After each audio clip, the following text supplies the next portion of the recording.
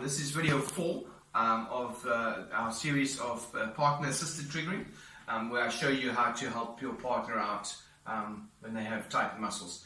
So in this series, video 4 is going to be about the calves, and in this series I've chosen to use the floor and the stability ball. So whenever there needs to be seated or legs raised, we're going to use the ball and lying down on the floor. You can use a bed or you can use a bench or whatever you have available.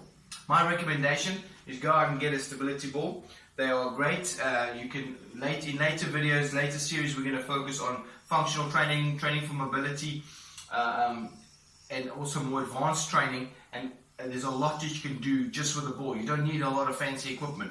Your body weight in a ball. So that's stuff that we're going to be doing in the series to come. So it's worth having a ball. Also, you can use it to sit and work on at your desk. A lot of people do that. It's a lot more functional than sitting on a chair, and a lot less back pain.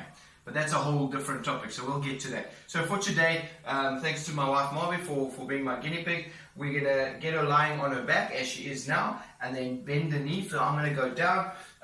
So always make sure when you're doing the triggering, make sure that you're comfortable, that you're not overloading one side of yourself. Don't do it for too long. These basic triggers are just a little bit to keep yourself and your partner going. So I've done this series of self-triggering. This is the series on assisting your partner, which is, in my opinion, very needed for people to know how to help themselves and their partners in need. So, okay, take this one down. Sorry, let's bend this one so we can see closer to the camera. So normally I would stand on that side working on this leg, but because of the video, I'd like to let you see what I'm doing. So the best way to get into the calf is get your partner lying on her back, on his or her back, with the knee bent. Now what I like to do is hold on to the foot.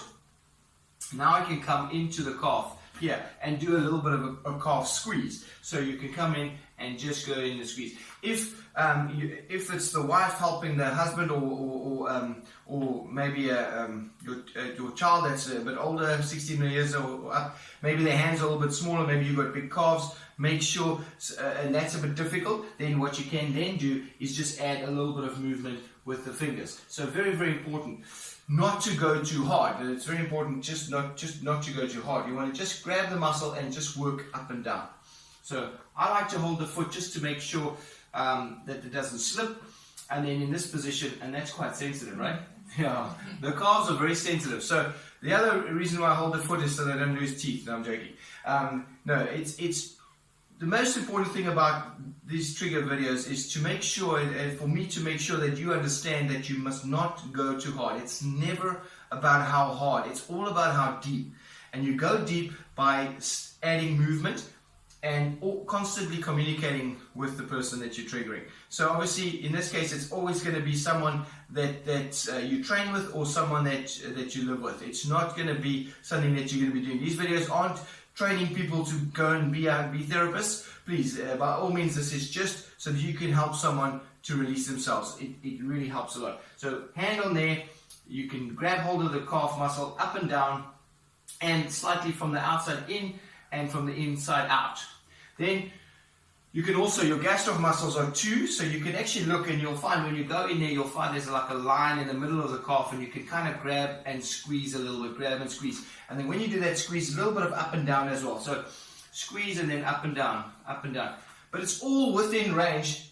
Not once as well, we flinched, she's felt it. There's been some trigger points, I could feel that, but that's just 14 years of doing it, so I know exactly where the trigger points are. So if you don't worry. It's not about you having to figure out where it is. It's about just getting through the muscle, stimulating the muscle, and that stimulation will automatically signal the brain to go and release that muscle. Because when there's a bit of discomfort, the body will say, oh, that's tender. But if you hurt it, it'll go and contract to protect it. So it's very important not to cause pain. It's not about how hard you go, it's about how deep you go, and adding movement is the best way to get nice and deep. So just in there. If you want to then take this leg down, so now you want to add a slight progression to that, bend this knee up.